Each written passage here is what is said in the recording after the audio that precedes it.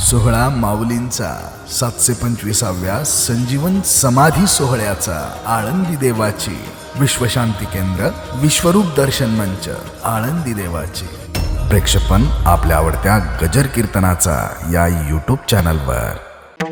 कृपाळू उदार माझा ज्ञानेश्वर, तया नमस्कार वारंवार.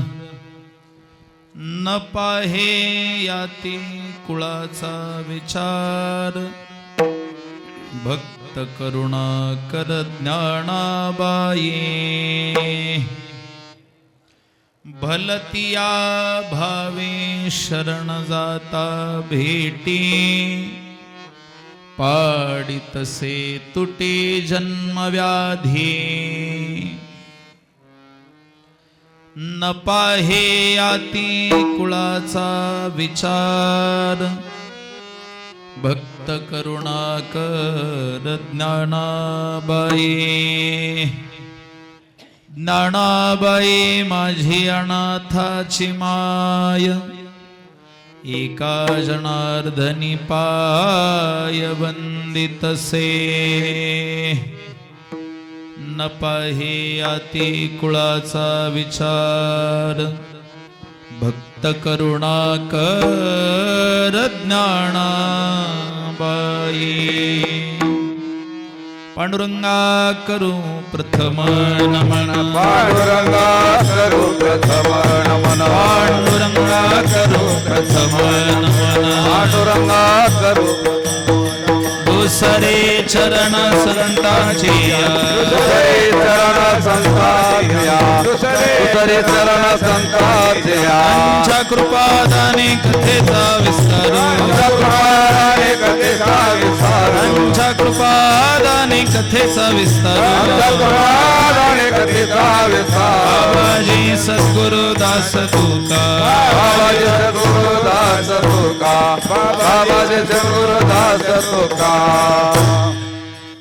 अजं रुक्मिणी प्राण संजीवनन्तं, परं धाम कैवल्यमेकं तुरीयम्. प्रसन्नं प्रपन्नार्तिहं देवदेवं, परब्रह्मलिङ्गं भजे पाण्डुरङ्गम्. समचरण सरोजं सान्द्रनीलाम्बुदाभं, जघननिहितपाणिं मण्डनं मण्डनानाम्. तरुणतुलसीमाला कन्धरं कुञ्जनेत्रं, सदयधवलहासं श्रीविठ्ठलं चिन्तयामि. मूकं करोति वाचालं, पंगुं लंघयते गिरिं. यत्कृपातमहं वन्दे परमानन्दमाधवम्. अज्ञानतिमिरान्धस्य ज्ञानाञ्जनशलाकया, चक्षुरुन्मीलितं येन तस्मै श्रीगुरवे नमः. आता उपायवन वसंतो, जो आज्ञेचा आहे वतंतु. अमूर्तची परिमूर्तो कारुण्याचा, मनोनि साधका तु माऊली. पिके सारस्वत तुझी पावली, या कारणे मी सावली न सांडी तुझी. विठ्ठल विठ्ठल विठ्ठल विठ्ठल विठ्ठल विठ्ठल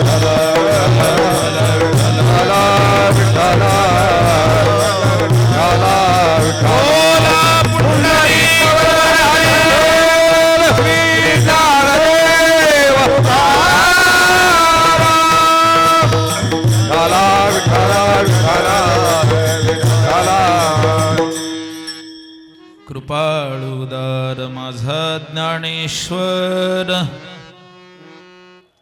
तया नमस्कार वारंवार न पाहियाती कुळाचा विचार भक्त करुणा कर ज्ञानाबाई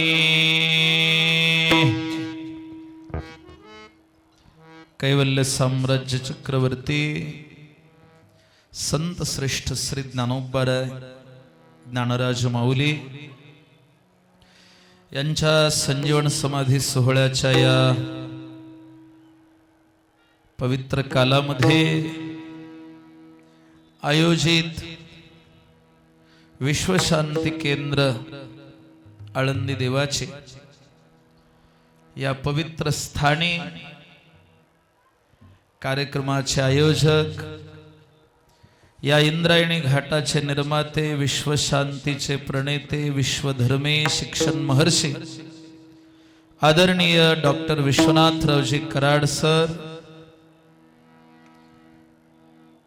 तसंच उपस्थित तुम्ही सर्व साधू संत श्रद्धा भक्तीने आलेले वारकरी भाविक मस्तक हे पायावरी मस्तक हे पायावरी मस्तक हे पायावरी मस्तक हे पायावरी या वारकरी संतांच्या या वारकरी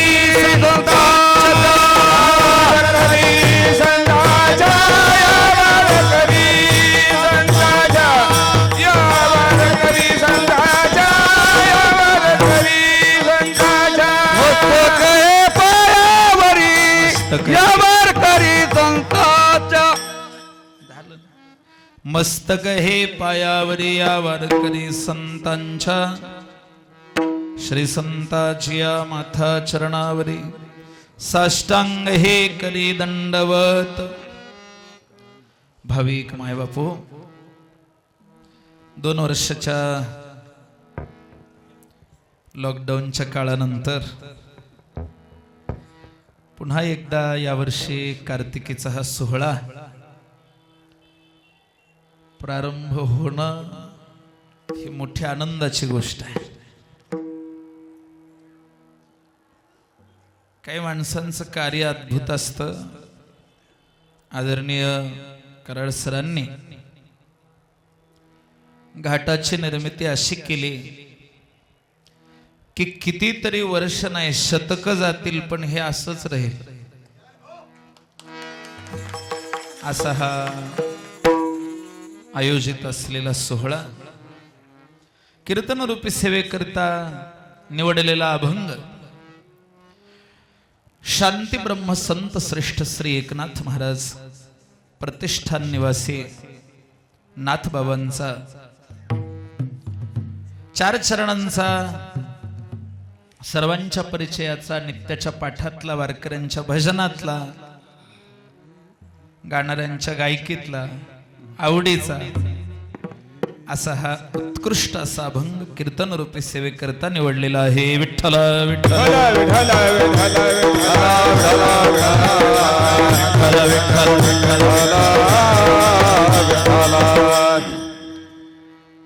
ज्ञानोबरांचं वर्णन करत असताना नाथराय सांगतात माऊली कसे आहेत.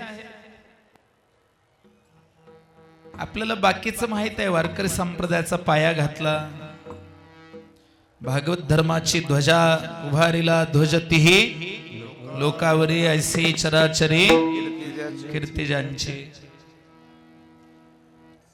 पण काही लक्षणावृत्ती नाथराय करतात. काय म्हणतात नाथ बाबा, माऊली कसे आहेत, कृपाळू आहेत. दुसरं लक्षण सांगितलंय उदार आहेत. कृपाळुता आणि उदारता मुक्ताचे 30 लक्षणं भागवताच्या 11व्या स्कंदामध्ये भगवान श्रीकृष्णाने उद्धवाला सांगितलं. 30 लक्षण आहेत मुक्त महात्म्याचे. जे संत अलक्ष लक्षातीत ब्रह्मस्वरूपाशी ऐक्य झाले आहेत, भगवत तत्वाशी ऐक्य झाले आहेत, अशा अलक्ष लक्षातीत स्वरूपाची लक्षणा, त्या मुक्त महात्म्यांची लक्षणा जेव्हा भगवंत सांगतात तेव्हा पहिला शब्द असा आहे, कृपालुरकृतद्रोह स्थितिक्षु सर्वदेहिनां सत्यसारो अणवध्यात्मा समः सर्वोपकारकाः. पुढे मृदुशुचिरदांत सगळी लक्षणं सांगत नाही, पण पहिलं लक्षण आहे कृपालुरकृतद्रोह. कृपाळू आहेत, कृपाळू सज्जन तुम्ही संतजन. सगळी माणसं कृपाळू नसतात, कृपण खूप आहेत, कृपाळू कमी आहेत. परोपकाराची भावना अंतःकरणामध्ये येण्यासाठी चित्तामध्ये मृदुत्व लागतं. मृदू सबाह्य नवनीत तैसे सज्जनाचे. दुसऱ्याची पीडा, दुसऱ्याची वेदना, दुसऱ्याचं दुःख समजून घ्यायला अंतःकरण माऊलींचंच लागतं. आणि म्हणून ते प्रसिद्ध गीत आहे, वैष्णव जन तो तेने कहिए जो पीर पराई जाणे. आणि कृपाळू असायला सामर्थ्य लागतं. आता भिकारी कृपाळू झाला म्हणून तुम्हाला काय देणार आहे? सामर्थ्य अंगी लागतं. संतांच्या अंगी ते सामर्थ्य आहे की ते तुम्हाला या जन्म मृत्यूच्या चक्रातून मुक्त करू शकतात. ते या 84 लक्षणीचा फेरा चुकवू शकतात. जे तत्व चित्त वृत्तीला जाणताच येत नाही ते वृत्तीरहित तत्वबोधकता जे सहजतेने प्रदान करू शकतात. असं ज्यांचं अगाध सामर्थ्य आहे, अविनाशी आत्मस्वरूपाच्या ठिकाणी आपल्याला प्रतिष्ठित करू शकतात. अशी ज्यांची अलौकिकता आहे, ज्याच्या अंगी सामर्थ्य आहे तो कृपाळू होऊ शकतो. दुसरं लक्षण सांगितलंय उदार. या जगामध्ये काही स्वार्थ न धरता, हेतू न धरता परोपकाराचं कार्य करणारे फक्त दोन, एक भगवंत आणि दुसरे संत. तुलसी बाबा रामचरित मानस मध्ये असंच वर्णन करतात, हेतु रहित जग जुग उपकारी तुम्हार सेवक असुरारी. तुम म्हणजे भगवंत, तुम्हार सेवक म्हणजे संत. बाकीच्या गोष्टी स्वार्थ पोटात धरून, मनात धरून, कुठल्या तरी हेतूने प्रेरित होऊन, आज जरी प्रत्यक्ष काही फायदा दिसत नसला तरी सबस्टिट्यूट त्याच्या माध्यमातून काहीतरी उपप्रकारातून काही मिळतं का वगैरे या माध्यमातून उपकार करणारे लोक आहेत. किंवा कुठल्या तरी एका प्रापंचिक आकर्षणातून एखादा कोणी मदत करत असेल तर त्याला उपकार म्हणत नाही. आकर्षणातून घडणारी गोष्ट उपकार नसते. काहीही स्वार्थ न धरता दुसऱ्याला ज्ञान देणं, ज्ञान देण्याची कला आहे, कौशल्य आहे. एखादी कला आपल्याला आत्मसात असली तरी ती दुसऱ्याला देण्याकरता आपल्याकडे त्याचं कौशल्य पाहिजे. शिकवणं हे एक वेगळं स्किल आहे आणि त्याच्यासाठी स्पेशल शास्त्र आहे, त्याला शिक्षण शास्त्र म्हणतात, एज्युकेशन फील्ड. मला मृदंग वाजवता येणं वेगळं, पण माझ्याकडून विद्यार्थ्याला शिकवणं हे त्याच्याहून फार वेगळं, ते वेगळं कौशल्य. मला चित्र काढता येईल, पण मी एखाद्याला तसं चित्र काढायला शिकवणं किंवा माझ्यापेक्षाही पुढचा चित्रकार तयार करणं ही वेगळी कला आहे. आणि तेही बस जी खोल के काही म्हणजे असं मनात धरून नाही की माझ्या पुढे नाही गेला पाहिजे, असं नाही. माझा शिष्य माझ्या पुढे गेला पाहिजे, माझ्यापेक्षा पुढे गेला पाहिजे, त्याची अजून प्रगती झाली पाहिजे, असं काहीतरी धरून ठेवून नाही. हातचं राखून नाही, हातचं न ठेवता. काही माणसं म्हणतात ना, किती त्याला सांगितलं असलं तरी मी हातचं ठेवून दिलं. हातचं न ठेवता अगदी मन खोलून, आणि ते जमत नाही सगळ्याला. ज्ञानोबर आहे, उदार आहेत. उदार एकतर भगवंत आहेत किंवा ज्ञानोबर आहेत. पांडुरंगाला म्हटलंय, उदार तू हरी ऐसी कीर्ती चराचरी. आणि संत उदार उदार भरले अनंत अनंत भांडार. त्यांना द्यायची इच्छा आहे. असायला कुणाकडे काही असेल, पण देण्याची इच्छा असणं हे खूप मोठं मोठेपण आहे. हे महानत्व आहे, श्रेष्ठत्व आहे. तेही ज्ञान देण्याची इच्छा असणं, मुक्त करण्याची तळमळ असणं. बुडतसे जन न देखवे डोळा आणि येतसे कळवळा. मनोनिया ज्ञानोबरांची मुक्त व्हावं. जन्ममृत्यूच्या फेऱ्यात अडकलेले, अज्ञानात पिचत पडलेले हे जीव, अज्ञानात डुंबलेली ही माणसं, यांना मनुष्य जन्माची संधी प्राप्त झाली आहे, तर यांना ज्ञान कसं प्राप्त होईल. आणि म्हणून गीतेवर जे भाष्य केलं त्याला नाव दिलंय ज्ञानेश्वरी. काय नाव दिलंय? आता त्याला पुन्हा अजून उपपद आहेत, काही उपाधी आहे, भावार्थ दीपिका, अजून काय, काही जण म्हणतात गुडार्थ दीपिका, त्याच्यावर भाष्य आहेत अजून. पण नाव काय? ज्ञानेश्वरी. का? कारण ज्ञान द्यायचंय जगाला. अज्ञानातून मुक्त होण्याकरता ज्ञान हाच उपाय. आणि अज्ञान हेच बंधनाचं कारण, आणि मुक्त होण्याचं लक्षण म्हणजे ज्ञान. न्यायशास्त्रकारांनी असं स्पष्ट केलंय. महर्षी अक्षपाद गौतम सांगतात, अज्ञानान बंधा ज्ञानेन मुक्ती न तिस्तु विपश्चितः. दुसरा पर्यायच नाही. जोपर्यंत अज्ञान आहे तोपर्यंत बद्धत्व आहे, बांधलेपण आहे, बंधन आहे. अगदी जन्म मृत्यूचं सुद्धा. ज्ञान प्राप्त झालं की मुक्ती झाली. या विद्यासा विमुक्त ये. जोपर्यंत ज्ञान होत नाही तोपर्यंत नुसतं बंधन नाही, तर त्या बंधनाचा परिणाम दुःख सुद्धा आहे. ते ज्ञान देण्याची ताकद तर आहेच, पण ते देण्याचं कौशल्य आहे. आणि देत असताना कसल्याही प्रकारे हातचं राखून नाही, अगदी सगळ्याला भरपूर भरपूर देण्याची त्यांची वृत्ती आहे. द्यावं वाटतंच. आणि उद्या म्हणत नाहीत. तुम्ही आज ज्ञानोबरांना शरण जा, आजच देतात. येची देहेची डोळा पाहिजे महामुक्तीचा सोहळा. ज्ञानोबरा उद्या म्हणत नाहीत, आजच मुक्त व्हा. दिसो परतत्व डोळा पाहू महासुखाचा सोहळा. रिघो महाबोध सुकाळा माझे विश्व. पण कधी? आनंदाचे आवारू मांडू जगा. आत्ता वर्तमानात, लगेच. चालू वर्तमान काळातला विषय आहे, भविष्य काळातला नाही. पुढल्या जन्मात मुक्त व्हा असा काही विषय नाही. लगेच दिसो परतत्व डोळा. ह्याच डोळ्याला, येची डोळा, जे डोळे आपण घेऊन जन्माला आलो, याच डोळ्याने ते परमतत्व पाहता यावं.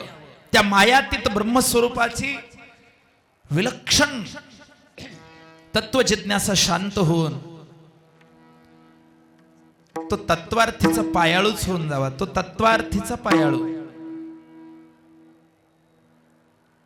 धर्मराजाकडं काही याचक ऋषी गेले होते 2-4. धर्मराजा असे सिंहासनावर बसलेले, दरबार भरलेला, प्रधान जे सेनापती, 5 पांडव. पांडव किती? स्वतः कृष्णही सभेत आहेत. द्वारकेचा राणा आणि ते 4 ऋषी आले आणि त्याने धर्मराजाला नमस्कार केला. महाराज म्हणे, बोला. आम्ही एक यज्ञ करतोय. म्हणजे चांगली गोष्ट आहे. कुठे करता? म्हणे वनामध्ये. आणि त्या यज्ञाला बाकी सगळ्या गोष्टी आम्ही गोळा केल्या. तूप पाहिजे ते आणले, लाकडं पाहिजे ते आणलेत, जे मंत्रोच्चार करणारे मंत्रज्ञ ऋषीगण पाहिजेत तेही बोलवलेत, ऋत्विज पाहिजेत ते बोलवलेत. पण जरा पंक्तीला धान्य कमी पडते. एक 4 पोते गहू मिळाले तर बरं होईल. धर्मराजाने सांगितलं, अभी तो सभा का समय समाप्त हुआ है, आप कल आ जाइए. आता सभा संपली आहे, उद्या सकाळी या, उद्या तुमच्या मागणीचा विचार केला जाईल. आणि राजकीय पदावर असलेली माणसं असंच बोलतात बरं का, आणि ह्याच बोलण्याला मुत्सद्दीपणा म्हणतात. ते ऋषी म्हणले, ठीक आहे महाराज, आम्हाला उशीर झाला, आम्ही उद्या येतो. निघून गेले. ते ऋषी चाललेत. हे सगळं वातावरण भीमदादा एका कोपऱ्यात बसून बघत होते. भीमदादांनी पाहिलं. भीमदादा उठले सभेतनं, लगेच बाहेर गेले. एक मोठा ढोल आणला. ढोल, ढोल माहितीये ना, तो चौकात नेऊन मांडला. आणि ते ढोल बडवण्याचं साहित्य, ती लाकडं, त्याच्या खुंट्या आणल्या, मोठमोठ्याने ढोल बडवून ओरडायला सुरू केलं भीमदादानं, चौकात उभं राहून. हस्तिनापूरच्या. काय म्हणतात दादा? ऐका हो ऐका, आमच्या दादाने काळाला जिंकलं, यमाला जिंकलं.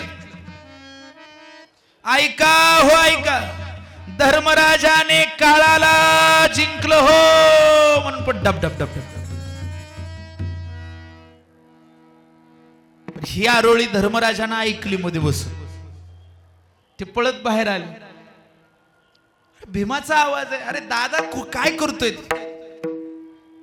जाऊन चौकात भीमदादाला अडवलं. म्हणे, अरे असं काय बोलतो? मी कुठे यमाला काळाला जिंकलं? काही बोलत जाऊ नको. आणि ते चौकात उभं राहून ढोल वाजवून बोलतोयस. त्याने सांगितलं, दादा तुम्ही आत्ताच त्या ऋषींना सांगितलं ना उद्या या, मग तुम्हाला गहू देतो. उद्या या म्हणलात ना त्यांना, मग ज्या अर्थी त्यांना उद्या बोलवलंय त्या अर्थी तेही उद्या जिवंत राहणार आहेत, तुम्हीही राहणार आहेत. म्हणजे तुमची काळावर सत्ता आहे, तुम्ही काळाला जिंकले ना. म्हणजे असं काय बोलतो? म्हणले, मग त्यांना तुम्ही कसं काय म्हणलं तू उद्या या म्हणून? कोठारात गहू नव्हते का तुम्हाला द्यावं वाटलं नाही? त्याने सांगितलं, तसं काहीच नाही. धर्मराजाच्या चूक लक्षात आली आणि धर्मराजा त्या ऋषींच्या मागे गेला. सैनिक पाठवून त्यांना बोलून घेतलं परत लगेच. आणि सांगितलं, क्षमा करा, मी तुम्हाला उद्या बोलवलं, असं करूच नका. आत्ताच 4 नाही 10 पोते घेऊन जा, पण घेऊन जा. मी का बोलतोय? उदारता स्वभावात असणं हे एक वेगळं अलौकिकत्व आहे. ते सगळ्याला साध्य होत नाही. कर्णाच्या बाबतीत असं बोलता येणार नाही. धर्मराजे कितीही श्रेष्ठ असले तरी कर्ण दातृत्वामध्ये क्षमा मागतो, पण बोलतो धर्मराजापेक्षाही श्रेष्ठ होता. काय वाटतं तुम्हाला? कर्णाकडे यज्ञ करणारे ऋषी गेले आणि त्यांनी सांगितलं, आम्हाला चंदनाची लाकडं नाही यज्ञात टाकायला. कर्णाने सांगितलं, आता चंदनाची लाकडं हस्तिनापूरमध्ये कुठंच नाहीत, पण एक करू शकतो म्हटले, मी 80 खण माळवत चंदनाचं घातलंय, सगळं फोडून देतो. आणि नुसतं म्हणलं नाही, जाऊन वरचा पेंड काढला. पेंड कळतो ना, माळवदावरचा पेंड. आजकाल माळवदच राहिले नाही, फक्त वद राहिले, माळ संपले. आणि कुऱ्हाड घेऊन ते सगळं माळवद फोडून काढलं आणि ते लाकड पाठवून दिले. काय म्हणता? कर्ण दातृत्वाच्या बाबतीत निश्चित प्रशंसनीयच. मग ज्ञानोबराय दाते आहेत, देतायत. किती जणाला दिलंय? किती जणाला दिलंय? किती जणांचा उद्धार केलाय? जो जो कुणी दारात शरण आला, ज्यांनी ज्यांनी शरणागती स्वीकारली. आणि म्हणून निळोबराय हे जगद्गुरु तुकोबरायांचे शिष्य आहेत. पण अभंग काय लिहितात बघा.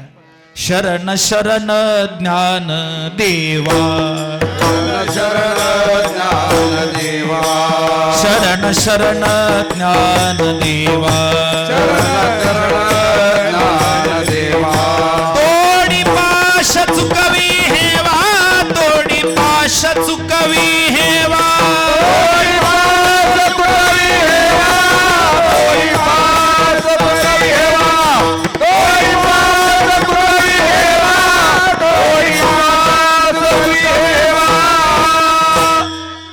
शरण शरण ज्ञानदेवा तोडी पाश चुकवे हेवा गांजलो मी यातीहीन माया मोहे दारुण.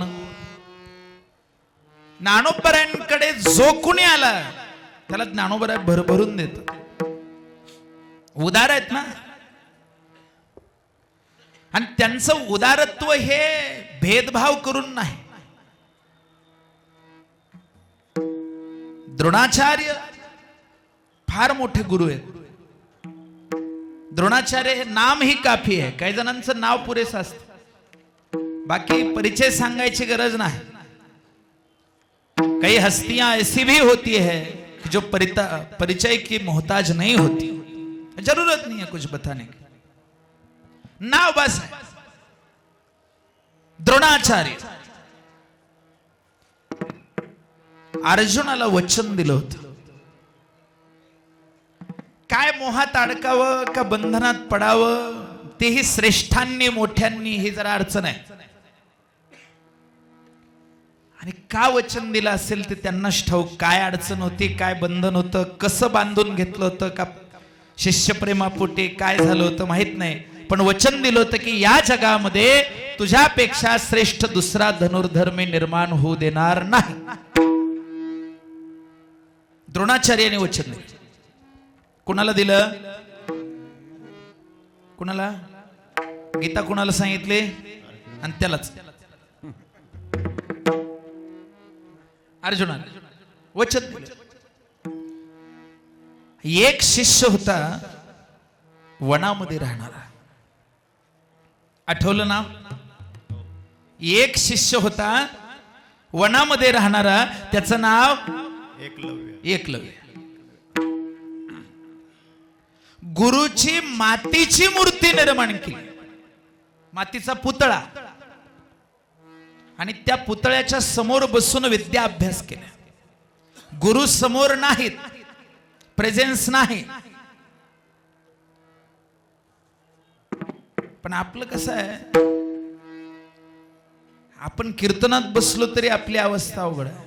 Presence of body but not mind. मन जागेवर कुठं आहे? त्यांनी मन बुद्धी चित्त सगळे एकाग्र करून मेहनत घेतली. एवढा प्रवीण झाला की हे 5 पांडव आणि हे गुरु महाराज त्या वनातून जाताना समोरून एक कुत्रा येतोय यांच्या सोबतचा. कुणाचा कुत्रा आहे तो? तुम्ही म्हणताला असेल कोणाच तरी. द्रोणाचार्याचा नाही. गुरु लोक कुत्रे पाळत, आता रजोगुणी लोकांचं काम आहे ना. अहो पांडवांचा कुत्रा आहे. ती कुत्रा असला भारी, ती काय 10-20 वर्षात मेला नव्हता. ते स्वर्गाला निघाले तरी संग चालत. आता आमच्या साहेबांनी तर त्याचा पण पुतळा केला. कुणाचा? पांडवांचे तर केलेच, कुत्र्याचाही केलाय. तो कुत्रा होता सोबत, धर्मराजांनी पाळलेला. ते रजोगुणी लोकांचं काम आहे, घोडे काय काय पाळतात वगैरे, आणि त्यांच्याकडे असतंही सांभाळायचं कौशल्य. फार अवघड नसतं, पण त्याच्यासाठी रजोगुणच अंगी लागतो. मग ते कुत्रा आलं, भुंकाय लागलं, याच्या एकाग्रतेचा भंग झाला. मग मारून टाकायचं नाही म्हणून त्या कुत्र्याच्या तोंडात याने 7 बाण मारले, एका पाठोपाठ 7 बाण. आणि ते असे मारले की कुत्र्याच्या तोंडात जखम होणार नाही. आता कुत्र्याचं तोंड केवढं असतं? हत्ती एवढंच की नाही का, छोटस. पण त्याच्यात 7 बाण मारले, पण रक्ताचा थेंब निघू दिला नाही, फक्त तोंड बंद केलं. आणि ते कुत्र वापस असं असं असं करत आलं, तोंडातले बाण हलवत. ते अर्जुनानं पाहिलं, बाणाची कलान माझ्या पुढं मला कधीच जमलं नाही, हे कसं शक्य आहे? म्हणून रागात चिडून गुरु महाराजाकडे बघितलं. गुरुदेव ये क्या हुआ है? बोले क्या हुआ? ये तो आपने मुझे पढ़ाया नहीं. द्रोणाचार्य म्हणले शायद मुझे भी नहीं आता. मला तरी कुठे एवढे येते, पण असं उघड म्हणले नाहीत, मनात म्हणले. शिष्यासमोर काही गोष्टी न्यायच्या असतात धकून. धकवणे एक प्रकार आहे. कदाचित बर मला का नाही शिकवलं? म्हणले नाही शिकवायचंच आहे, जरा थांब. कुणी केलंय कुणी केलंय शोध घेत गेले. तो भेटला वनातला, वनात राहणारा क्षुद्र असलेला एकलव्य. पण गुरु महाराज पाहिल्याबरोबर काय आनंद झाला, साष्टांग दंडवत केला. सद्गुरूचं दर्शन काय? ध्यान मूलम गुरुर्मूर्ती, पूजा मूलम गुरुपदम, मंत्र मूलम गुरुर्वाक्यम, मोक्ष मूलम गुरुकृपा. ध्यान करणे योग्य गुरुची मूर्ती, पूजा करणे योग्य फक्त गुरुचे चरण, गुरुचं वाक्य हाच मंत्र, गुरुची कृपा हाच मोक्ष. दंडवत घातला, उठून उभा राहिला. अरे काय नाव? एकलव्य. कुठे शिकला? पहिला प्रश्न. कला दिसली, विद्या दिसली की माणसं पहिला प्रश्न विचारतात, कुठे शिकला? आणि ते कुठे शिकलो हे सिक्रेट ठेवता येत नाही बरं का, किती सांभाळा तुम्ही.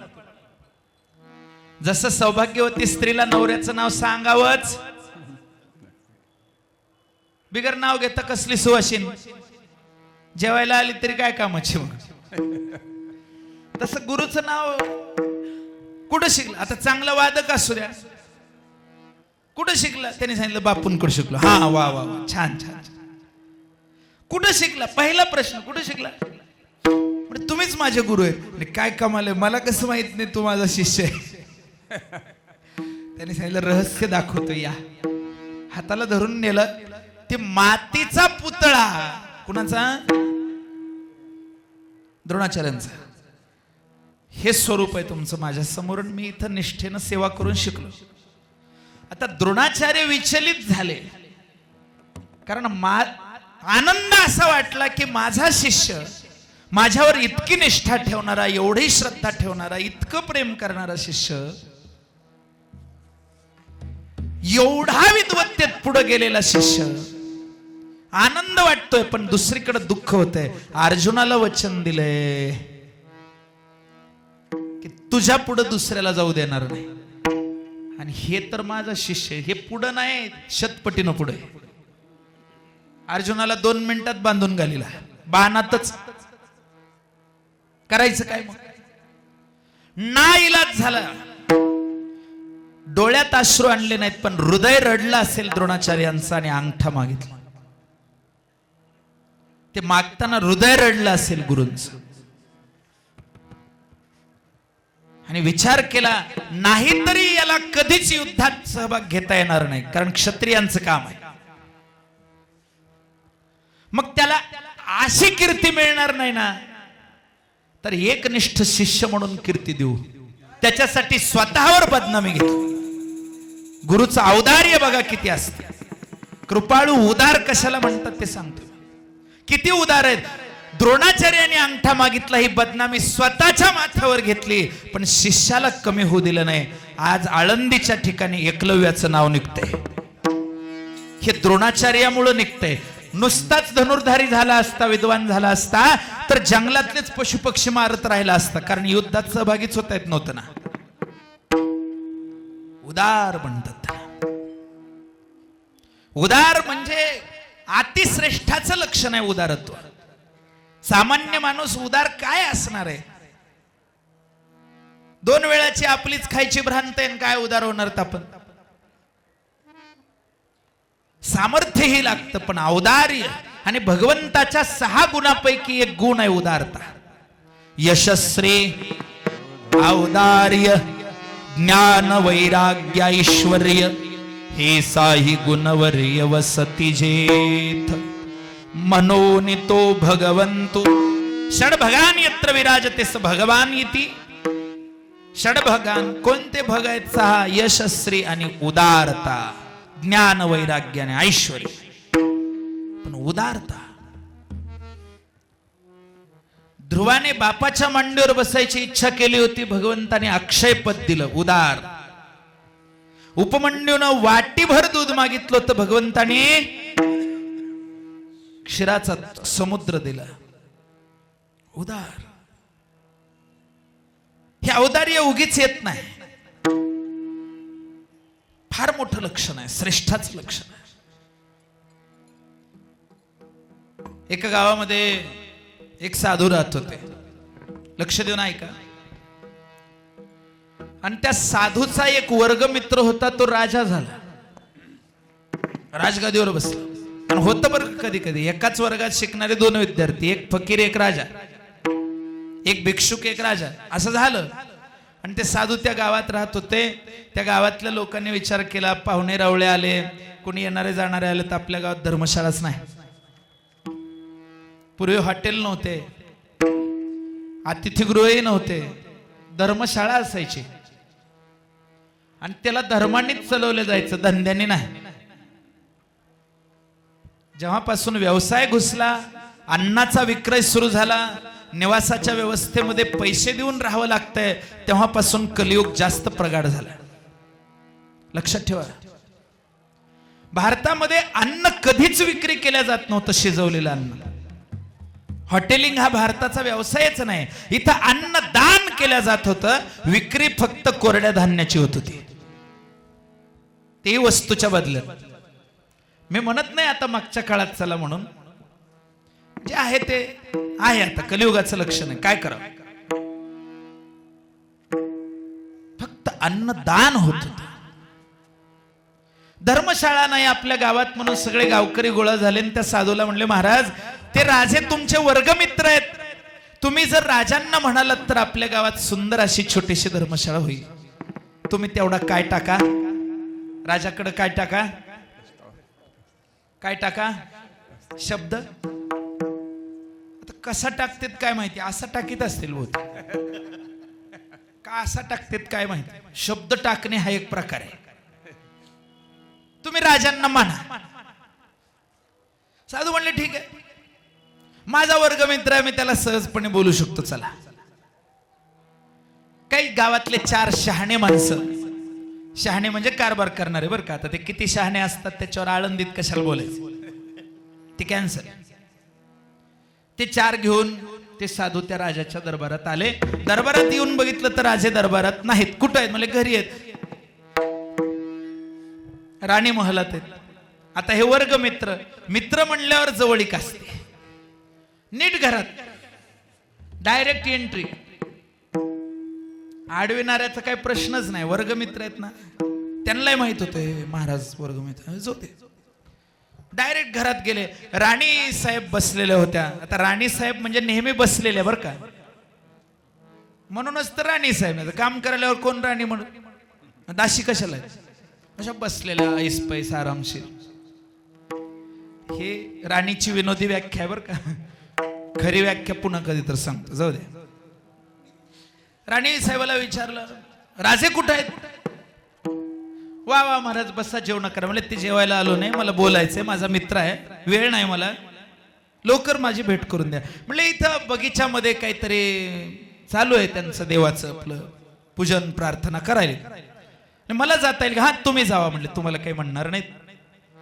ते बगीच्यामध्ये गेले तर राजांना असा हात जोडलेले, समोर छोटस काहीतरी देवालय वगैरे आहे, आणि तिकडे हात जोडून राजा अशी प्रार्थना करत होता. आणि ते साधू पाठीमागून आले. राजा काय म्हणत होता ऐका, हे देवा माझ्या राज्याच्या सीमा विस्तारू दे, हे देवा माझ्या धनाची वृद्धी होऊ दे, हे देवा माझ्या राज्यामध्ये धन धान्य खूप वाढू दे आणि मला भरपूर कर मिळू दे, माझ्या कराची वृद्धी होऊ दे. आजूबाजूचे राज्य मी जिंकून घेऊ दे लवकर लवकर लवकर. देवा लवकर कृपा कर, देवा मला हे दे, देवा मला ते दे, देवा मला यश दे, मला कीर्ती दे, मला धन दे, मला फलाना दे, मला ढिमकाना दे. हे चालू होत. ते सगळं ऐकलं त्या साधूनी. ऐकलं आणि लगेच पाठीमागे फिरले, निघाले साधू. जाताना त्यांच्या पायाचा आवाज आला म्हणून राजानं प्रार्थना बंद केली. मागे वळून बघितलं तर कोणीतरी साधू, पण पाठ मोरे. का जातायत म्हणून पाठीमागे बघितलं आणि हाक मारली, अहो अहो थांबा ना. त्याने सांगितलं नको आता, मी जातो, मला घाई आहे. अहो थांबा ना, कशासाठी आलते ते तर सांगा. त्याने सांगितलं काही नाही, जरा मागायला आलो होतो. काय मागायला आलो होतो? काही नाही म्हणले, आता तुला सांगून काय उपयोग नाही. कोण आहे? अरे तुझा वर्गमित्र मीच आहे. चेहरा फक्त दाखवला आणि सांगितलं तुला मागायला आलो होतो, पण इथं आल्यानंतर कळालं ज्याला मागायला आलो होतो तोच भिकारी आहे. आणि तू ज्याला मागत होतास ना इथं उभा राहून, त्याची माझी डायरेक्ट ओळख आहे, आमची आम्ही बघून घेऊ, तू मध्ये पडू नको आता. विठ्ठल विठ्ठल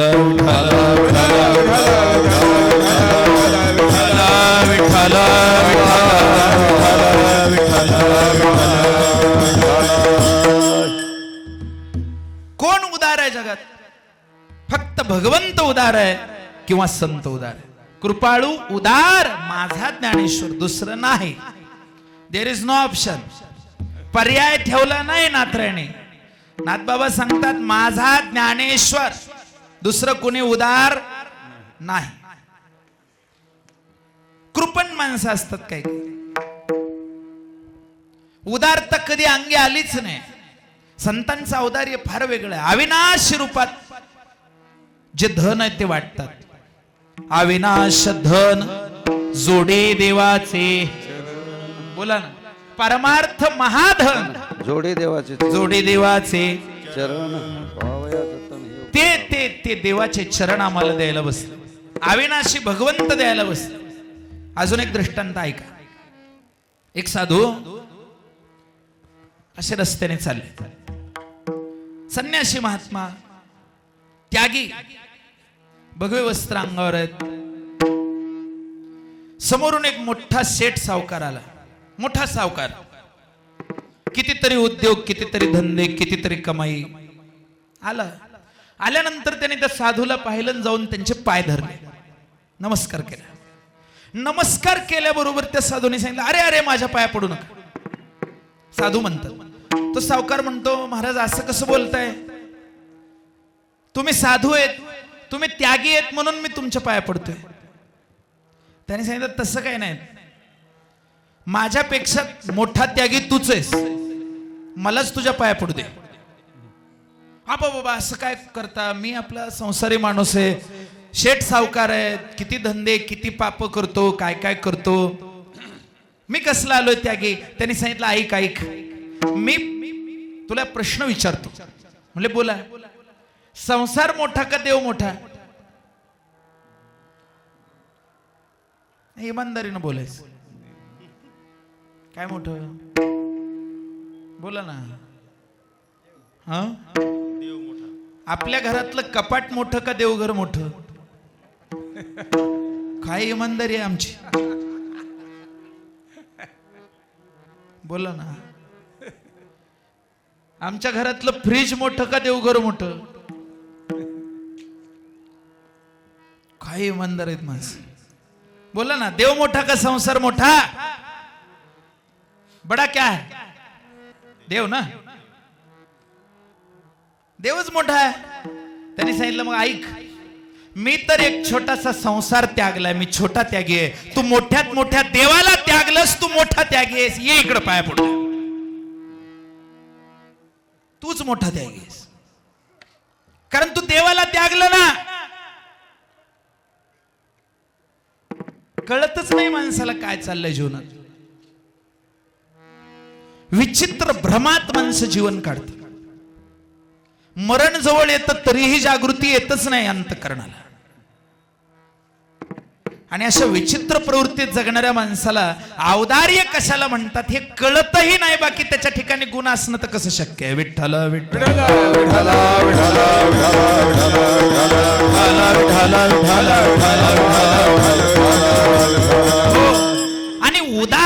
असण्याकरता एक सरळपणा पाहिजे माणसाला. ज्याच्या ठिकाणी सरळता नाही, ज्याच्या ठिकाणी दुर्गुण भरले, तो उदार असू शकत नाही. सरल सुभावन मन कुटिलाई, जथा लाभ संतोष सदाये रे. सरल स्वभाव न मन कुटिलाई. कुटिल माणूस हा नेहमी कृपण चित्त असतो. आणि गीता काय ऐकायची तर स्वभावातलं कार्पण्य घालवण्यासाठी, कृपणता घालवण्यासाठी. अर्जुन काय म्हणतो, कृष्णाला काय म्हणतो अर्जुन? कार्पण्य दोषोपहत स्वभाव पृच्छामि त्वां धर्म सम्मूढ चेताः यच्छ्रेयं स्यान्निश्चितं ब्रूहि तन्मे शिष्यास्तेऽहं शाधि मां त्वां प्रपन्नाम्.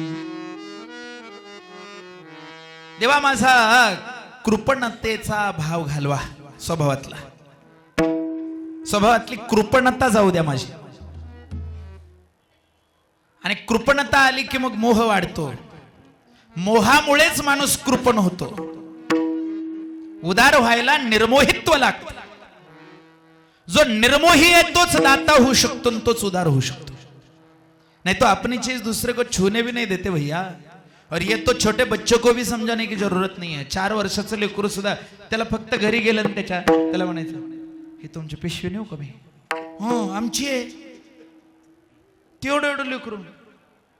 त्याचं छोटं बाळ असावं, त्याचा भाऊ म्हणा बहीण म्हणा, ते पाळण्यात उगं जायचं त्या बाळापाशी, अरे वा किती छान बाळ आहे, किती गोड बाळ आहे, किती सुंदर बाळ आहे म्हणायचं.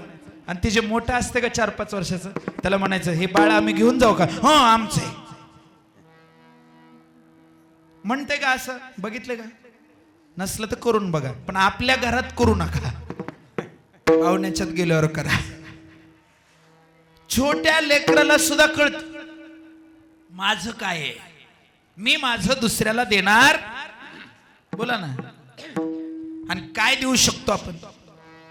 आपण जेही देवाला देणार आहेत ते नाशिवंत आहे, नश्वर आहे. आपण जेही संताला देणार आहेत ते नाशिवंत आहे, नश्वर आहे. पण संत आपल्याला अविनाशी भगवंत देणार आहेत. मग मोठे दाते कोण आहेत? आपण काय देणार? वस्त्रदान केलं, आपण कपडे दिले. किती दिवस टिकणार आहेत वस्त्र? बोला ना. शेवटी प्रकृती अनित्यच ना आणि परिवर्तनशीलच ना. मग नश्वर असलेले हे कपडे वर्ष 2 वर्ष टिकतील, फाटून जातील. आपण काय देणार आहेत? अन्नदान. जे अन्न आपण खाऊ घालतोय ते अन्न जर 4 दिवस तसंच ठेवलं तर राहील का? धान्य दान केलं तुम्ही, 5 वर्षांनी ते धान्य तसं राहील का? किडे खाऊन टाकणारच आहे. तुम्ही नाही खाल्लं, दान नाही केलं तर. प्रकृती सुद्धा सांगते, दोनों हाथ से उलीचो. जब हद से ज्यादा कोई चीज मिल जाए तो दान करोगे, नहीं तो क्या करोगे भैया, सड़ जाएगी सारी चीज. आणि ज्या वेळेस माणूस दातृत्वाकडे जात नाही, उदारतेकडे जात नाही, त्यावेळेस त्याला वेगळीकडून दंड मिळतो, शिक्षा मिळते आणि ती भोगावीच लागते. तिथं चुकत नाही. आणि मग पश्चाताप हाती लागतो की मला उगीच दंड आला. उगे नाही आलाय, तू करायचं तिथं काही दान केलं नाहीस, करायची तिथे उदारता दाखवली नाहीस, मग तुला दंड आला तर वेगळं काय झालं? भगवंत अशा या हाताने नाही, या हाताने घेतो काढून. कारण त्याच्या एवढा हुशार तोच आहे. चतुरा तू गुणलावण्याची खाणी, मुकुटा सकळा म्हणे धन्य तुची. वारकऱ्यांच्या पंक्तीला 500 रुपये नाही देऊ शकत आपण,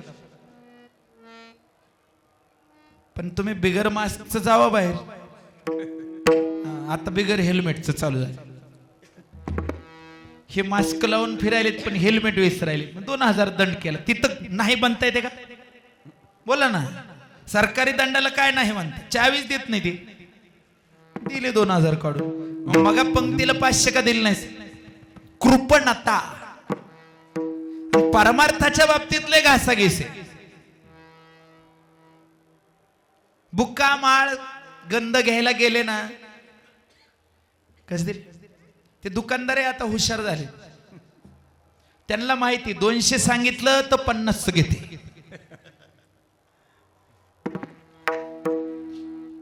पण डॉक्टरने बिल करावं 17,600 रुपये. तिथं किती गयावया करते डॉक्टर साहेब, अजून घ्या बर का, पण नीट करा बर का. आणि डॉक्टरही हुशार, आधी सही घेणार, मेलं तर आम्ही जिम्मेदार नाही, तुम्ही जिम्मेदार, म्हणजे कायद्यात अडकायचं नाही. नंबर 1.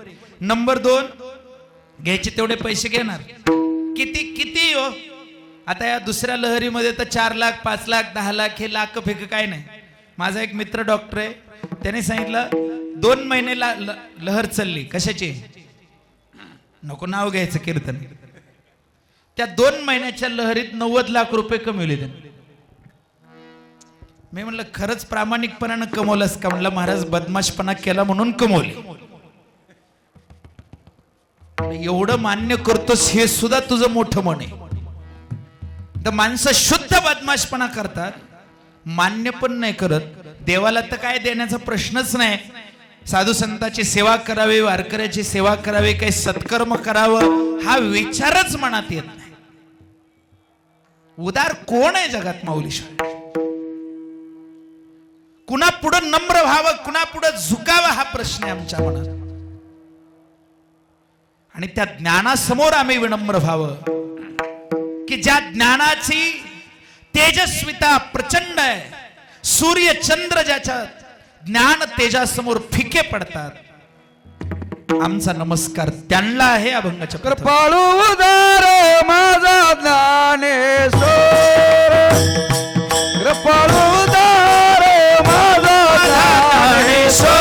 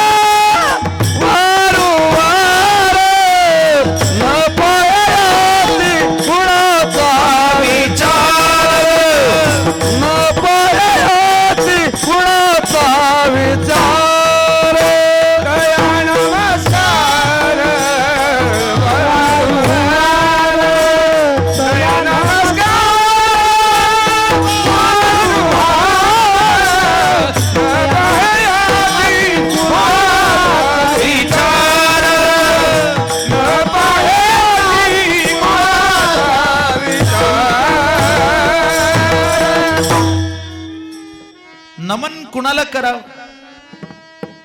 ज्याच्या ज्ञानाची तेजस्विता इतकी अलौकिक आहे की सूर्याचं तेज फार कमी आहे. सूर्याच्या तेजाने जगताला प्रकाशित केलंय, नीट ऐका. पण बाह्य जगताला, अंतरंगाला प्रकाशित करणारे ज्ञानोबर आहेत. आणि म्हणून तया नमस्कार वारंवार. आणि मी म्हणत नाही, तुकोबऱ्यांचं प्रमाण आहे. रवे दीप हिरा दावेते देखने, अदृश्य दर्शने संतांची जो इस दृष्टि से नहीं दिखता, दृश्य दृष्टा आणि दर्शन या त्रिपुटीच्या विरहित जे तत्व आहे त्याचं सहज दर्शन घडवलं. मावळवीत विश्वाभासू नवल उदयला, चंडांशु अद्वयाब्जिनी विकाशु वंदो. आता माऊलींचं स्वरूप आहे. कृपाळू आहेत, उदार आहेत बर का. आणि दान देते वेळेस माऊलीने हा विचार केला नाही की हा ब्राह्मण आहे, हा क्षत्रिय आहे, हा वैश्य आहे, हा क्षुद्र आहे, कोणत्या कुळाचा आहे, उच्चवर्णीय आहे की नाही आहे, त्रिवर्णातला आहे की नाही, त्याला उपनयनाचा अधिकार आहे की नाही, त्याला वेदाचा अधिकार आहे की नाही, त्याचे संस्कार झाले की नाही, काही विचार केला नाही. जो जो कोणी शरण आला. आणि कसं आहे बर का, माणसाचा स्वभाव जोपर्यंत अहंकार आणि मोह आहे तोपर्यंत कृपणच असतो. आता एक कृपण शब्द मगापासून काही जणांना टोचत असेल, कारण त्याचा अर्थ कळत नाही. साध्या भाषेत सांगतो, कंजूस. कृपण म्हणजे काय? एक माणूस असाच तीर्थयात्रेला आला.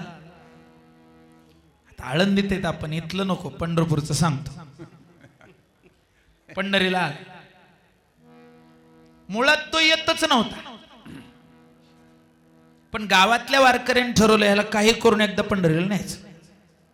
गेले त्याच्या घरी, म्हणले चला पंढरपूरला जाऊ. म्हणलं काय कमाल आहे, तिकिटाला खर्च लागतो, जायला यायला खर्च, पुन्हा खायचा खर्च.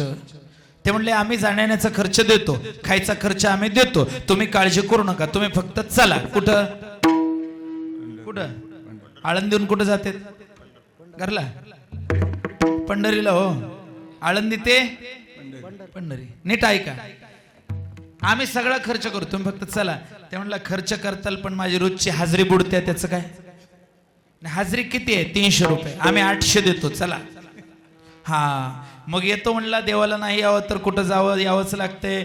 नाही येऊन कसं जमतं, येतो की चला की.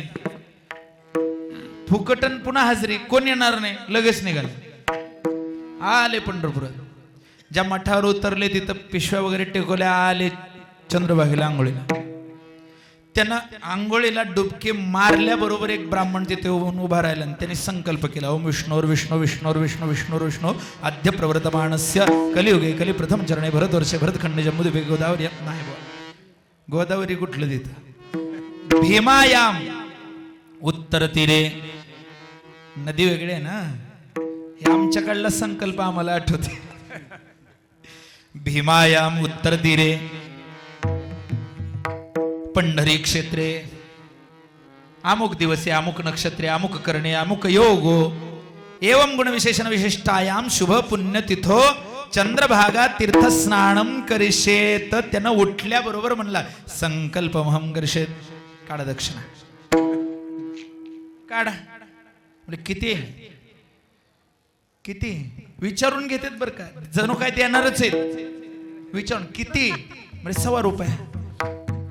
आबा बाबा बाबा काय सांगावं, दिलोच असतो तुम्हाला, नाही कसं म्हणाल. पण आता काय पिशवीन ते सगळं फडशी तिथं मठावर राहिल्या, आता इथं काहीच नाही की माझं. ब्राह्मण म्हणला ठीक आहे, काय हरकत नाही, मी येतो मठावर. ह्यानं मठ कोण्या गल्लीत आहे सांगायला नाही, काही नाही काही नाही. ह्यानं मठावर पोचलं, कपडे घालून शेवटची गुंडी लावलं की लगेच हे ब्राह्मण दारात हजर. रावसाहेब दक्षिणा. ह्याला सांगायला नाही काही नाही, कसं आलो? म्हणलं हो का, आता तीर्थयात्रेला आलो, इकडं लय खर्च झाला, जवळ काहीच राहिलं नाही, या आमच्या घरी. या आमच्या घरी. म्हणजे ह्याचं घर कोणत्या गल्लीत आहे माहित नाही, ती गल्ली कोणत्या गावात आहे माहित नाही, कोणत्या तालुक्यात आहे माहित नाही, ते तालुका कोणत्या जिल्ह्यात आहे माहित नाही, पण काय म्हणला, या आमच्या घरी. ते ब्राह्मण मला नक्की. ते गेलं निघून. हे आलं गावात. आज संध्याकाळी एसटीतून उतरलं, घरी गेलं, पिशवी टिकविलेन, झोपलं, सकाळी उठलं. बाहेर जायच्या अगोदर ब्राह्मण दारात हजर. रावसाहेब आहेत का घरी? माझी दक्षिणा राहिली. पण त्याची बायको हुशार, कंजूस माणसाच्या बायकाही हुशार. बहुत बढिया. तिनं लगेच विचारलं नवऱ्याला, होय काय सांगू, आहेत म्हणून सांगू का नाहीत म्हणून सांगू? दक्षिणा मागायले. ती म्हणलं काय कमाल आहे, तुला मी ट्रेनिंग काय दिली ती? मागाय आलं की बोला ना, नाही म्हणून सांगायचं आणि जा. आली बाहेर, म्हणले आमचे हे घरी नाहीत. कोण म्हणले? त्याची बायको. आमचे हे घरी नाहीत. नाहीत म्हणल्याबरोबर त्या ब्राह्मणाला म्हणला काही नाही, येऊस तर बसतो. म्हणला आता लांबून आला, येऊस तर बसतो. पुन्हा मध्ये गेली, म्हणले आहो ते म्हणता येऊस तर बसतो. ते म्हणला जाऊन सांग 2-4 दिवस येणार नाहीत म्हणा, जाय. ते बाहेर आले आणि त्या ब्राह्मणाला म्हणले हो का, आमचे हे 2-4 दिवस येणार नाहीत बघा. ते म्हणलं 8-15 दिवस नका येऊ द्या, आता इथून जातच नाही मी.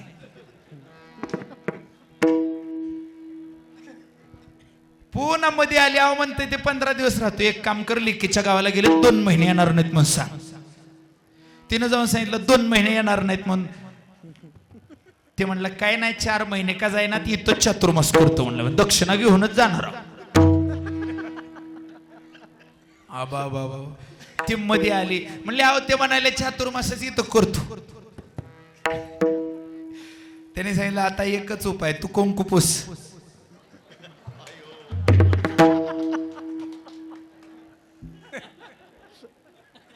आणि जाऊन सांग गेले म्हणा. आणि जरा रडका चेहरा कर बघ. ती म्हणली नक्कीच, नाहीतरी तुमच्यासोबत संसार करून हसायची वेळच कुठे येते. कुंकू पुसून गेली बाहेर आणि जाऊन म्हणली आमचे हे गेले. तिला वाटलं आता तरी पिंड सोडेल, पण ते ब्राह्मण मोठा हट्टी, त्याने सांगितलं म्हणला ह्यो का आलोय तसा आता यजमानाचा अंत्यसंस्कार करूनच जातो. आणि त्यानं लगे गावातले पाटील पांडे बोलवायला सुरू केले. आता लोक ही पळत मध्ये आले म्हणले मी कुंकू पुसले तसं तुम्ही बी गपचिप पडा मेल्यासारखं. ते बी पडलं असं दंड पडल्यावर पैसे जातील म्हणून. ₹1.25 म्हणजे काय, काय माणसाची वृत्तीच आहे. चमडी जाय मगर दमडी ना जाय. काय बघायचं कामच नाही. ते पडलं, ह्याने तिरडी वगैरे बांधली, ती मडक वगैरे. मडक माहित आहे का, गाडग मडक लय महत्वाच्या वस्तू आहेत ह्या. मडक कावळा, त्याच्याशिवाय आपला नाही सोहळा. आपला सोहळा कुठला व्हायचा, ओवळा व्हायचा सगळा. ते काय झालं, त्याला उचललं तिरडीवर टाकलं तरी हे गपच. ₹1.25 नेल. लाकडं रस्ते त्याला काय म्हणते, एकावर एक रचल्यावर काय म्हणते, सरण. देवाला नाही शरण गेला की मग फक्त सरणच, शरण नाही तर सरण. त्याच्यावर नेऊन टिकविलं. अग्नी पेटवायच्या अगोदर ते ब्राह्मण पुढे आला म्हणला जन हो ऐका, ह्या मेलेल्या माणसाला मी उठवू शकतो. लोक म्हणले वा वा वा उठवा महाराज. त्यानं जवळ जाऊन हळूच म्हणला माझा ₹1.25 सुटला. ते बी म्हणला मी बी उठलो.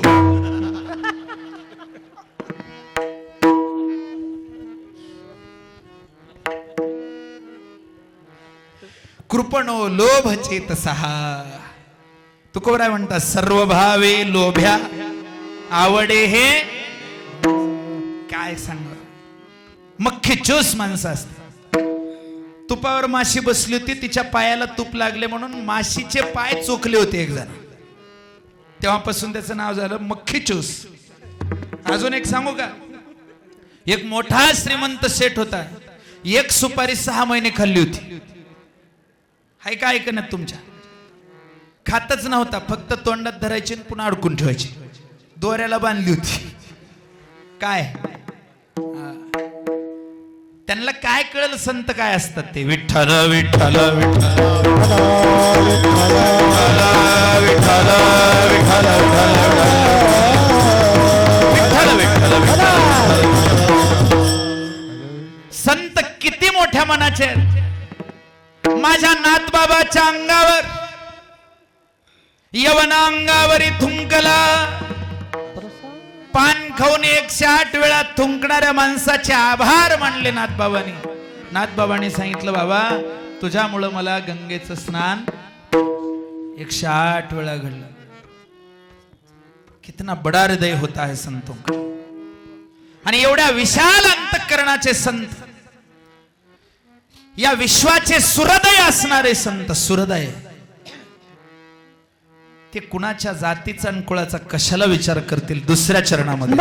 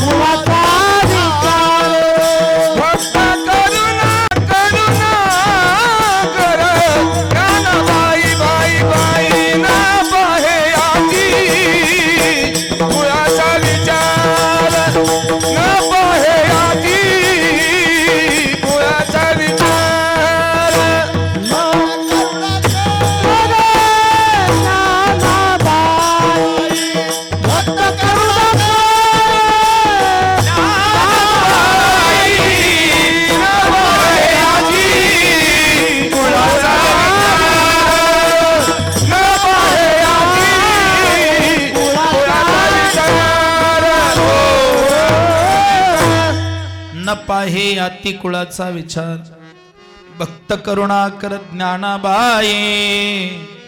भक्तावर करुणा करणारे ज्ञानोबर आहेत, पण ज्ञानोबरायचे भक्त कोण? बरेच जणांचं असं म्हणणं आहे की आम्ही माऊलींचे भक्त आहे. काही काही जण तर उपमा लावून घेतात माऊली भक्त वगैरे. खरंच का? विचारा स्वतःला प्रामाणिकपणे, तुम्ही ज्ञानोबरायांचे भक्त आहेत? तुम्ही ज्यांच्या सोबत स्वतःचं नाव जोडताय ना, त्यांच्यासोबत नाव जोडण्याची योग्यता, पात्रता, क्षमता, अधिकार आमच्या साधारण ग्रामीण भाषेत लायकी वगैरे आहे का तपासणं गरजेचं आहे. विठ्ठल विठ्ठल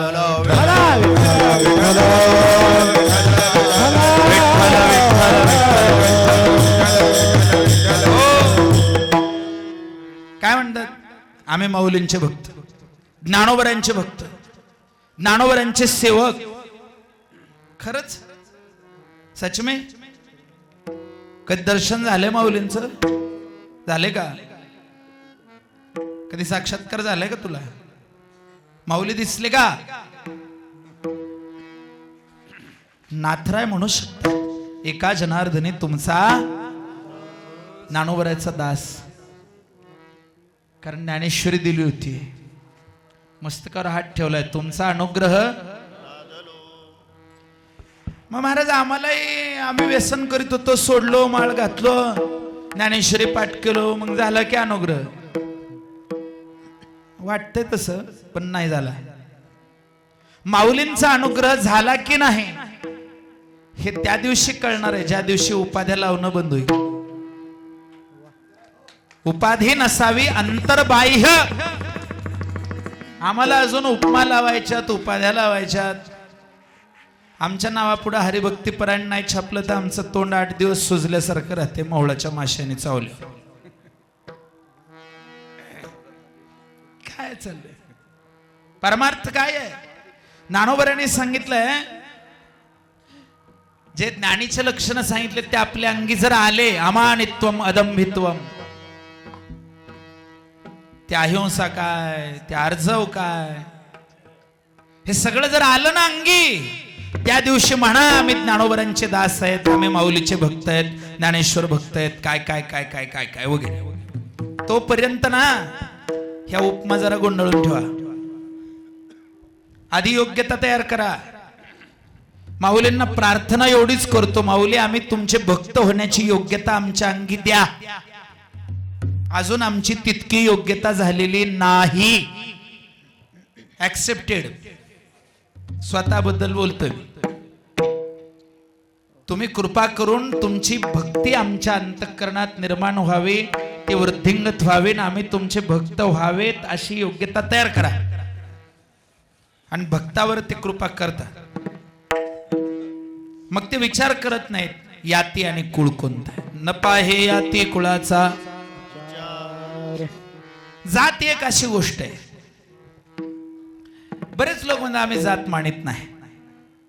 तोंडापुरतं म्हणतात, बाकी मानतात. मानावी की मानू नये, वारकरी संप्रदायाचा संदेश काय आहे? भक्तीमध्ये मानण्याची गरज. यारे यारे लहान थोर, याती भलत्या करावा विचार न लगे काही.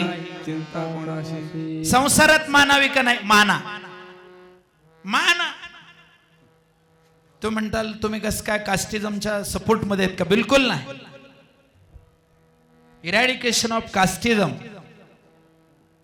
हा आपल्या कॉन्स्टिट्यूशनचा एम आहे, उद्देश आहे. कोणत्याही बेसिसवर कुणासोबत मतभेद नाही झाला पाहिजे. कास्ट, क्रीड, रिलिजन, कलर काय नाही, निश्चितपणे मान्य. पण वैयक्तिक स्तरावर तुम्ही कितीही नका मानू, पण आपल्या देशामधली अवस्था अशी आहे की जी जात नाही तिचं नाव जात. इरॅडिकेशन ऑफ कास्टिझम म्हणायचं आणि पुन्हा कास्टचे सर्टिफिकेट इश्यू करायचे. ही कायद्याची पद्धत आहे. काय ऍडमिनिस्ट्रेशन साठी आहे, कशासाठी आहे माहित नाही. जे 3 पॉवर आहेत आपल्या, कोणत्या कोणत्या आहेत? लेजिस्लेटिव्ह आहे, ज्युडिशियल आहे आणि ऍडमिनिस्ट्रेटिव्ह आहे. ह्यांचा समन्वय होत नाही का, जमत नाही का, काय मला माहित नाही. पण तुम्हाला सांगू, जाती या कर्मावरून पडल्या, जन्मावरून नव्हत्याच पूर्वी. ती परंपरा पुढे जपली व्यवसायाची. ज्याने मडके घडवले आम्ही त्यांना कुंभकार म्हणलं, कुंभार म्हणलं. ज्यांनी फुलशेती केली आम्ही त्यांना माळी म्हणलं, काय म्हणलं. मला पुढे विस्तार करायचा नाही, माझी इच्छाही नाही, पण मी का बोलतोय. मी जात मानित नाही म्हणून भुशारकी करू नका. बस माना किंवा न माना ते तुमची वैयक्तिक इच्छा आहे, त्याच्याबद्दल मी काही सांगणार नाही. पण भुशारी मारू नका आणि जातीचा गर्वही करू नका. कोण्याही जातीत जन्माला आलात तरी दोनच डोळे आहेत, नाकाला दोनच छिद्र आहेत, कानाला दोनच छिद्र आहेत. पण माऊलीने सांगितले विधी ते पाळीत, मज देऊनी जाळीत, कर्मफळे. अजून काय. स्वधर्माचा अभिमान सोडण्याची गरज नाही. आम्ही हिंदू आहोत याचा आम्हाला अभिमान पाहिजे. हा, आम्ही दुसऱ्यांना त्रास देऊ नये हे मान्य. काय अडचण आहे आम्हाला स्वाभिमान असायला आहे. आणि जातीयतेपेक्षा धर्म मोठा आहे, लक्षात ठेवा. जाती म्हणजे त्याच्यातले उपभेद आहेत, पोट प्रकार आहेत. धडा एकच, ओळी कोणते असू द्या. ओळ 20 नंबरची असली काय 25 नंबरची असल्या, धडा एकच आहे ना. पुस्तकातला धडा एकच आहे ना. मग जातीवर जायचं काही कारण नाही. धर्मश्रेष्ठ आहे. आणि धर्मश्रेष्ठ आहे म्हणतानाही पुन्हा ज्याला हिंदू मुस्लिम सिख ईसाई ख्रिश्चन काय काय जे नावं दिले ते धर्म नाही, त्याच्या पुढचा धर्म सांगतो. धर्मो केवलम शिवमत्र स्वरूपम. भगवंताचं स्वरूप म्हणजे धर्म. भगवंताशी ऐक्य होणं म्हणजे धर्म. पण ज्ञानोबाने सांगितलं हे छोट्या छोट्या क्षुल्लक गोष्टींनी एकमेकाचा द्वेष करू नका. तुम्ही ज्या जातीचे आहेत त्याचा अभिमान पाळा, अडचण नाही, तुमचे रीतिरिवाज पाळा, पण दुसऱ्याचा द्वेष करायचा नाही. संत तर विचारच करत नाहीत. न पाहे अति कुळाचा. ज्याला व्यवहारी जगात काही पाहिजे त्यांनी तो विचार करावा. संतांना या व्यवहारी जगाशी काही घेणं देणं नाही. त्यांचा विषय एकच, विषय तो त्यांचा झाला नारायण. भगवंतच ज्यांचा विषय झाला त्यांना बाकी जगाशी काय घेणं देणं. भक्तावर कृपा करतात पण तो भक्त असावा लागतो. भक्तीच्या नावावर दंभ करणारा नसावा. हित व्हावे तरी दंभ दुरे ठेवा, चित्त शुद्ध सेवा देवाची ते. शुद्ध चित्तानं माऊलीची सेवा आपण करू शकतो का त्या दिवशी आपण भक्त झालो. आणि महाराज ज्ञानोबा इतके उदार आहेत, एवढे मोठे दाते आहेत की शरण येणारा भक्त सकाम वृत्तीने जरी आला, आमच्या घरादाराचं चांगलं व्हावं देवा म्हणून जरी आला तरी सुद्धा त्याच्या घरादाराचं चांगलं होईल का नाही माहित नाही, पण मोक्ष दिल्याशिवाय राहत नाही. ते तिसऱ्या चरणाचं बोलतिया भावे शरण दाता भेटी. बोलतिया भावे शरण दाता भेटी.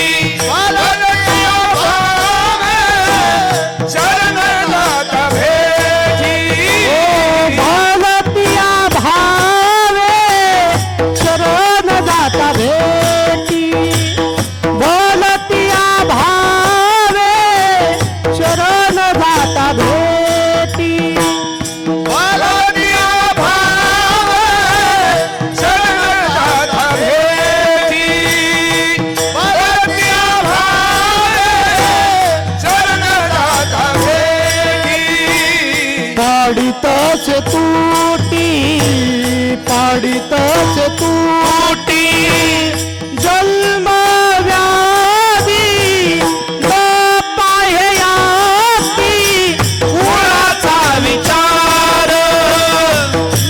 पाह्याती कुळाचा विचार. पाडितसे पाडितसे तूटी जन्म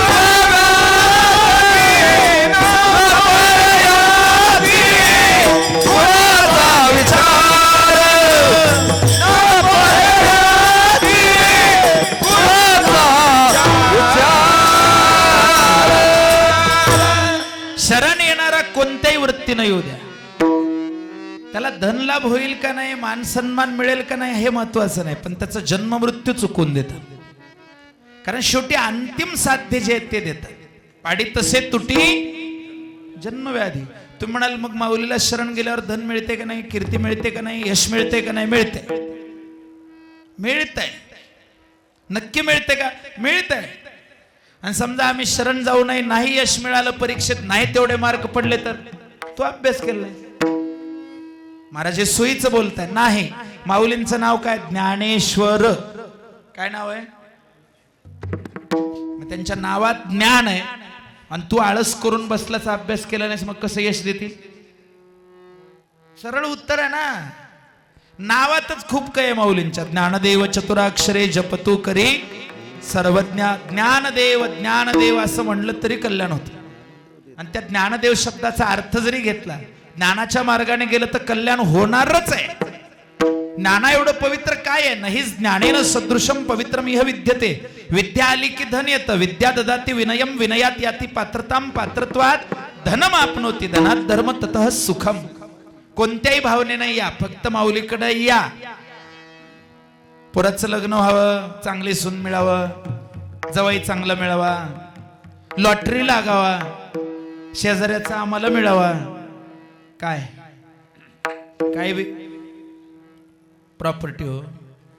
लय लक्ष लोकांचं. लांबचं लक्ष ठेवत नाही बरं का, शेजारचं कधी निघते म्हणजे आपला विस्तार होतो ना. कोणत्याही भावनेने या, सकाम भावनेने या, निष्काम भावनेने या, पण माऊली सकाम भावनेची पूर्ती करतील न करतील, पण मोक्ष देतात. पाडी तसे तुटी. जन्म मृत्यूचा जो रोग आमच्या मागे लागलाय, किती वेळा जन्म यावे, नित्य व्हावे फजित, ही फजिते माऊली चुकवतात. तुम्हाला कोणती विद्या येते का, किती शिक्षण आहे, असं काय नाही. तुम्ही कसेही असा, माझ्या माऊलीचे भक्त सगळ्या स्तरातले. माझ्या माऊलीचे भक्त मोठमोठे महान बुद्धिवादी लोक तर आहेच आहेत, पण साधा भोळा न लिहिता वाचता येणारा सुद्धा माणूस, ज्याला कुणीच विचारत नाही, ज्याला गावात कुणीच मान देत नाही, ज्याला नगरीत कुणीच मान देत नाही, ज्याला कुणीच ओळखत नाही, ज्याची खायची प्यायची सुद्धा भ्रांत आहे, अशा अज्ञानी सामान्य पिचत पडलेल्या अगदी सगळ्यात खालच्या स्तराला जो माणूस आहे, ज्याला अजून काहीच कळत नाही, असा जरी माणूस माऊलीकडे आला तरी माऊली त्याचा पूर्ण उद्धार करतो. ज्ञान होय अज्ञानासी अति ऐसावर त्या टिकीशी. अहो काय अडचण आहे? माऊली कुणाचा उद्धार करू शकत नाहीत. अति मूर्खा त्या दगडा त्याचाही उद्धार करू शकतात, दगड जरी असला. अहो ज्यांनी रेडा वेद बोलवला, त्या माणसाचा उद्धार का करणार? रेड्यामुखी वेद. मग आम्ही जरी सामान्य असलो, दीन असलो, अनाथ असलो, उच्च कुळातले नसलो, उच्च यातीचे नसलो, अगदी साधारण असलो तरी ज्ञानाबाई माझी अनाथाची माया, ज्ञानाबाई माझी अनाथाची माया, ज्ञानाबाई माझी अनाथाची माया, ज्ञानाबाई माझी अनाथाची माया. एका जनार्दनी पाय वंदित से, एका जनार्दनी पाय पाय पाय, एका जनार्दनी पाय वंदित से.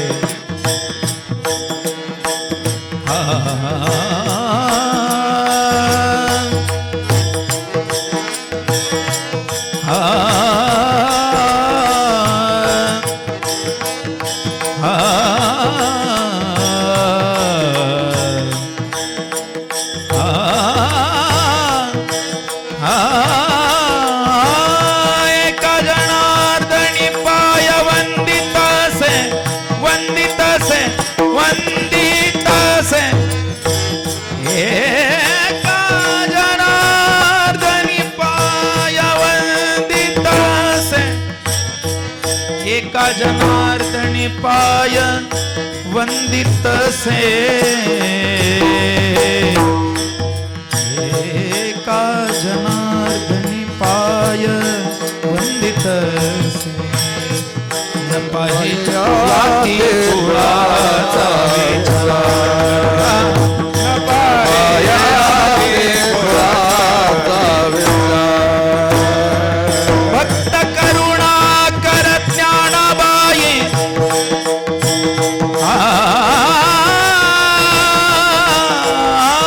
भक्त करुणा कर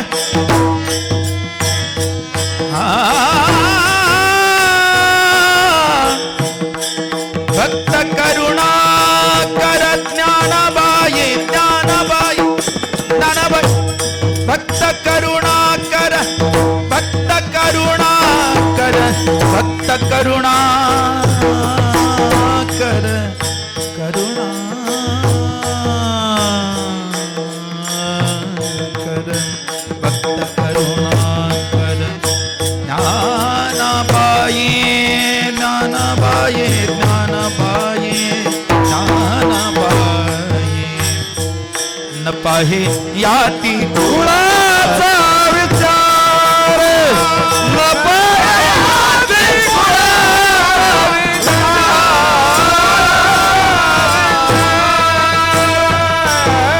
विठोबा रखुमाई विठोबा रखुमाई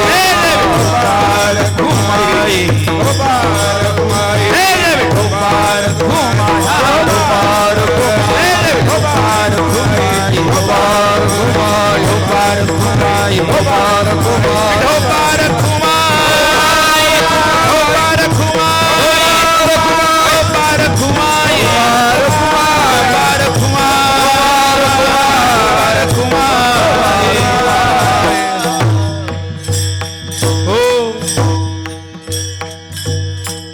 नानाबाई माझी अनाथाची माय एका जनार्दनी पाय.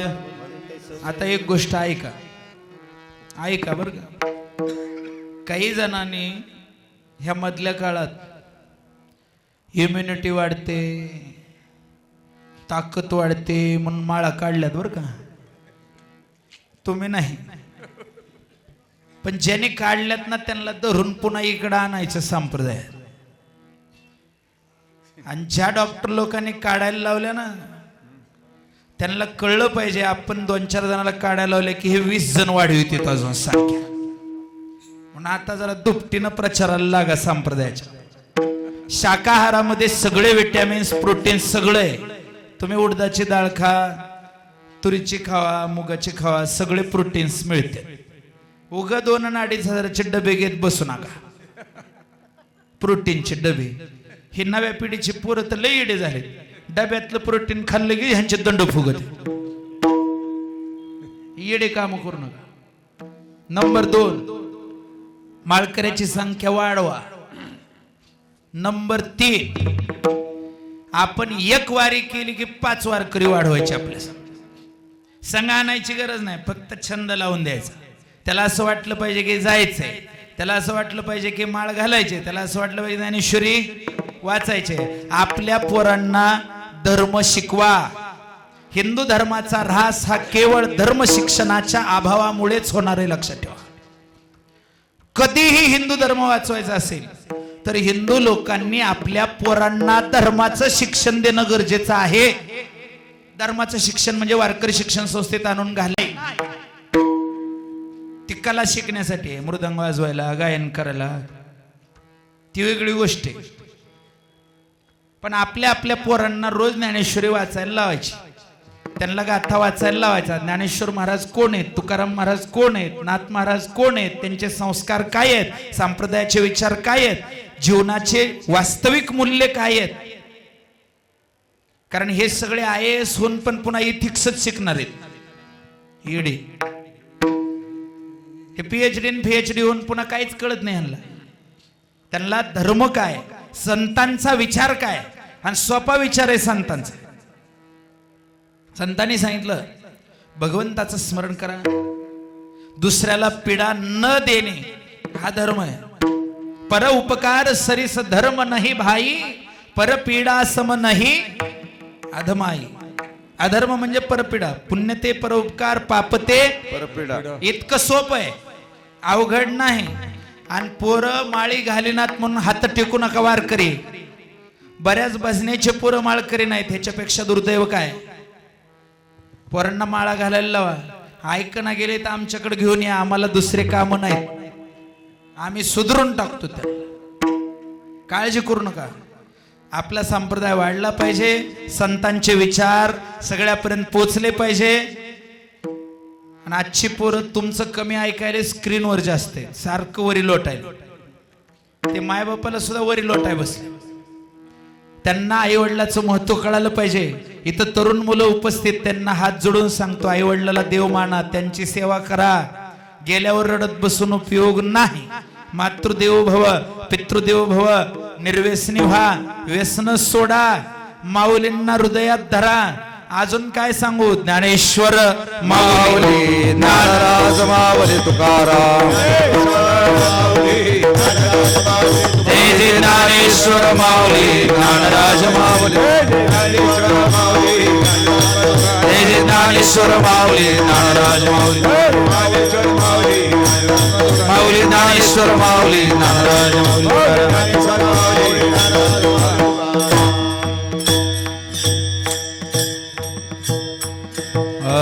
विठ्ठल जय जय विठ्ठल, विठ्ठल जय जय विठ्ठल, जय विठ्ठल जय जय विठ्ठल. बोलिले करू वेडी वापुढे उत्तरे अपराध महाराज तुम्ही सिद्ध. नाही विचारिला अधिकार मी आपुला. अपराध महाराज तुम्ही. तुका म्हणे नावेश्वर राखा पाया बघितला. अपराध महाराज तुम्ही सिद्ध. देव तुकाराम, देव तुकाराम, देव तुकाराम, देव तुकाराम, तुकाराम, तुकाराम, तुकाराम.